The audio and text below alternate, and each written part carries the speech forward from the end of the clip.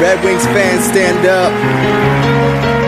Yeah, we gonna throw them wings up, wings up, wings up. Show the league that this is our time. Let's make the city proud. We gon' win the Stanley Cup, Stanley Cup, Stanley Cup. After that we gonna party. We gon' show everybody. We show them all around the world. We show them all around the world. We show them all around the world. We gon' throw them wings up. We gon' throw them wings up.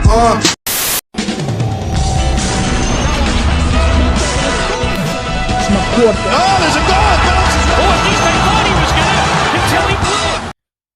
How's it going, everybody? It's C-RadTV back here with another video. So, of course, with another month of Red Wings hockey officially in the books, it is time for another edition of Detroit Red Wings Monthly, the February 2020 edition, as the Red Wings never-ending tank for Alexis Lafreniere continues. So yeah, let's go ahead and see how the Red Wings fared this month in February. So in the month of February, the Red Wings went 3-11-1. Their 3 wins coming against Buffalo, Boston, and Montreal. And also with the win against Montreal, it means the Red Wings have swept the season series against Montreal. Yeah, you want to know what's embarrassing for Habs fans? Not only do you get swept by the Red Wings, you got swept by the worst team in the fucking league. The Montreal is pathetic. They got swept by a team that is trying to suck and tank. That's embarrassing. Montreal should be fucking embarrassed of themselves. Maybe that ought to be enough for Montreal to fire Marc Bergevin. Maybe Claude Julien in the process. Montreal, as a fan of a division rival, I beg of you, please keep that worthless sack of shit you call a GM named Marc Bergevin. Nothing makes my dick harder than watching the Red Wings beat the living shit out of Montreal. And by the way, folks, Montreal is the team I hate the most. Can't stand those fucking French bums. But anyway, continuing on, the Red Wings, the Red Wings enter March with a record of 15-47-3. With 33 points and 8th in the Atlantic Division. The Red Wings are still first in the draft order. However, since the Red Wings had another terrible month, the Red Wings know they do get an honor. They get the honor of being the first team mathematically eliminated from playoff contention. To be honest, I thought it was going to be the Senators that got eliminated first again, because the Senators are fucking terrible. Like, believe me, folks, I knew the Red Wings were going to be bad this year since they're rebuilding, but fuck me, I did not think they'd be this bad. Like, Jesus Christ. This team does have a lot of issues. This is truly rock bottom. But folks, here's the good thing about hitting rock bottom. There's only one way left to go. Back up. And yes, Steve Yzerman is going to get this ship turned around. It just may take a little longer than we initially thought it would. This one we're definitely going to have to be patient with. Just give Steve 2 or 3 more drafts, and he'll have this bitch steered in the right direction. But, yeah. Still though, even though the Red Wings are tanking and rebuilding, it's still sort of fucking embarrassing that they were eliminated before February ended. Hell, they were eliminated before the trade deadline. That's just fucking embarrassing in itself, though. But yeah, anyway, continuing on. The Red Wings have a 1-8-1 in their last 10 games. They enter February on a 5-game losing streak. The tank is strong here. In terms of the team stats, the Red Wings had a total of 25 goals in February, averaging 1.9 goals a game. They also gave up 52 goals in February, averaging 4 goals allowed per game. Red Wings had 373 shots in February, averaging 28.7 shots per game. They had 330 hits, averaging 25.4 hits per game. The Red Wings power play percentage was 15.4%. Their penalty kill was effective with a 78.8%. And their face-off win percentage was 48.4%. So yeah, some things to work on. The Red Wings need to tighten up defensively. And they also need to get some offensive playmakers too. In terms of Red Wings player stats, Dylan Larkin, he had 5 goals and 6 assists for 11 points. Tyler Bertuzzi, he had 1 goal and 5 assists for 6 points. Robbie Fabry is still with the Red Wings after the deadline. Thank God. He'll be a solid piece for the Red Wings going forward in the rebuild. He had a goal and 3 assists for 4 points. Filip Hronek still continues to be the top defenseman for the Red Wings this year. Had 0 goals but 4 assists for 4 points. Madison Bowie had 0 goals and 2 assists for 2 points. Valtteri Filppula, he had 2 goals and 2 assists for 4 points. Trevor Daley had 0 goals and 1 assist for 1 point. Yep, Daley is still here after the deadline. But the next player we go through, he was traded at the deadline to the Oilers. Andreas Athanasiou, along with Ryan Kuffner. The Red Wings did get a solid return for him. They got Sam Gagner, who I think his contract expires this year, so it'll be an expiring contract. So yeah, the Red Wings acquired Sam Gagner, and they also get 2 second-round picks for Athanasiou. 1 pick is for the 2020 draft, the other pick is the 2021 draft, which is next year's draft. So the Red Wings now got... So this year, for the second year in a row, as long as the Red Wings don't make any major trades in the draft, the Red Wings should have 3 second-round picks again for the second year in a row. And also getting more picks for future down the line. It sucks for Athanasiou, but, Athanasiou, his contract was up at the end of the year. And it was very unlikely he was going to re-sign with the Wings in the offseason. So if he's not going to be back, it's good to get something for him in return instead of have him walk and get nothing. But Athanasiou, he did have a solid month, which probably boosted his trade value. A month where he had 5 goals and 0 assists, so he had 5 points total before the deadline. It sucks because, he's a really good player. He's a really solid player, but, he'll be a solid piece to help a playoff team.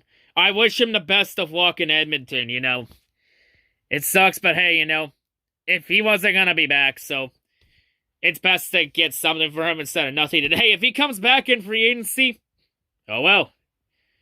See, it also frees up cap space in the long run. They try and get some contracts off the books. But anyway, I really like the return the Red Wings got for Athanasiou. That was a very solid return. Steve Yzerman did a good job there with that trade. Continuing on, Brendan Perlini, he had 1 goal and 1 assist for 2 points. Adam Erne, he had 0 goals and 2 assists for 2 points. By the way, Gustav Lindstrom, who did play in this 9-game stretch, he had no points in this stretch, so disappointing he couldn't do anything up here. Better luck next time. I guess. Christopher Ain, he had 0 goals and 1 assist for 1 point. Darren Helm had 3 goals and 0 assists for 3 points. Wow, Helm's really gotten some goal scoring there. Anthony Mantha, he had 2 goals and 5 assists for 7 points. Mike Green was another player the Red Wings traded away at the deadline. Green was traded to the Edmonton Oilers for Kyle Brodziak's contract, since he's been on season-long IR, long-term IR, with a back injury. So they end up getting his. I feel like that was more of a cap dump, considering the Red Wings only retained 50% of Mike Green's salary, and Green's contract is up at the end of the year. So yeah, they get Brodziak, who's going to be an expiring contract too. And they also acquire a conditional 2020 4th-round pick. Now the condition is that if the Oilers make the Western Conference Finals, and if Mike Green plays in half of the Oilers' remaining games this year, that 2020 4th-round pick will become a 2021 3rd-round pick if both those conditions are met. So that pick could potentially gain value if both those situations play out. Mike Green, he had a pretty quiet month. He's been plagued with injuries all year. He had 1 goal and 2 assists for 3 points. Mike Green, And, I feel like it was a cap dump just to free up cap space. Mike Green, though, I think he did have value. The problem is, though, he's had issues staying healthy every year in Detroit. Like, I kid you not, every year he's been in Detroit, he's missed at least 10 or more games every year. He has had issues staying healthy all year. Every year. So, this one doesn't hurt me as much as that to see you. And yeah, it was very unlikely Green was coming back this year anyway. So yeah, at least the Red Wings got something out of it instead of having him walk and get nothing. So yeah. When he's healthy, he's very good. But he's had issues staying healthy. That's the problem. But anyway, continuing on, Alex Bega, he had 0 goals and 1 assist for 1 point. Patrick Nemeth, he had 0 goals and 1 assist for a point.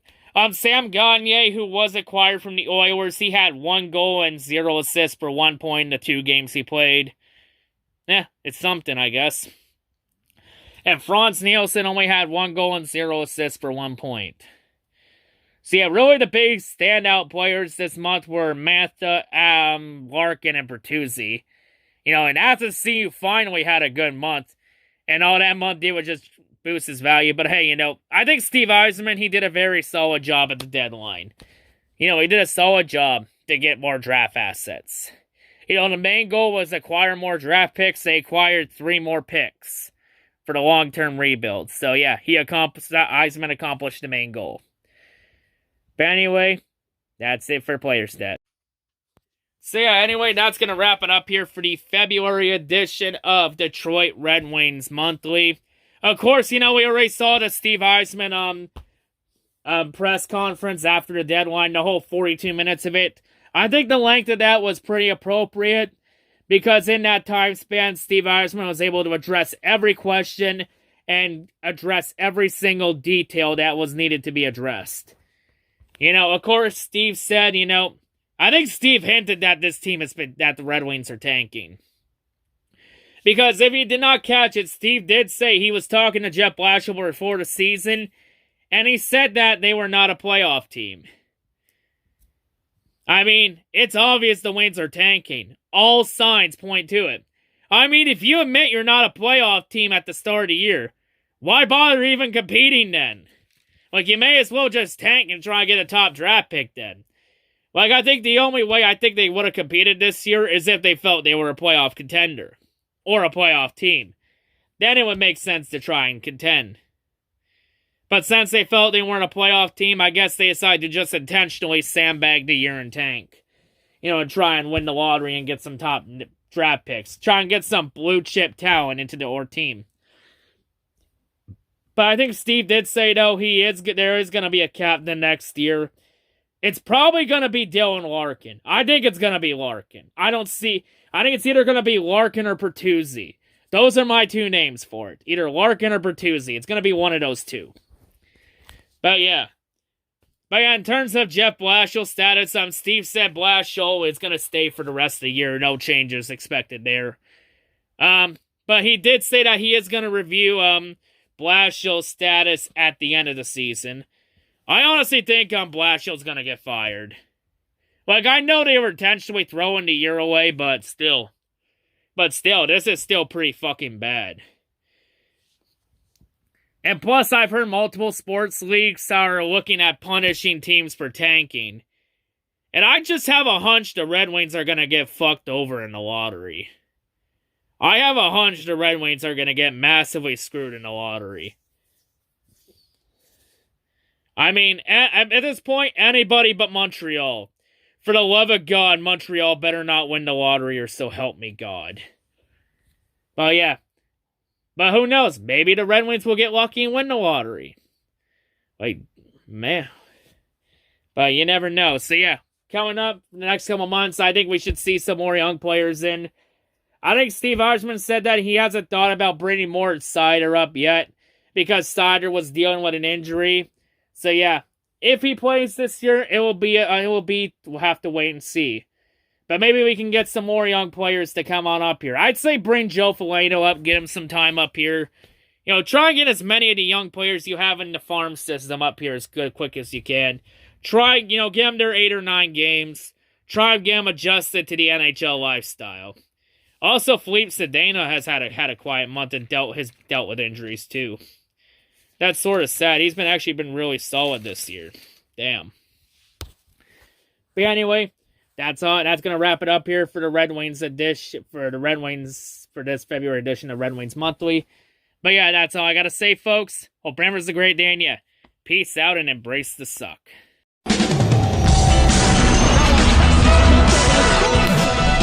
Oh, there's a goal!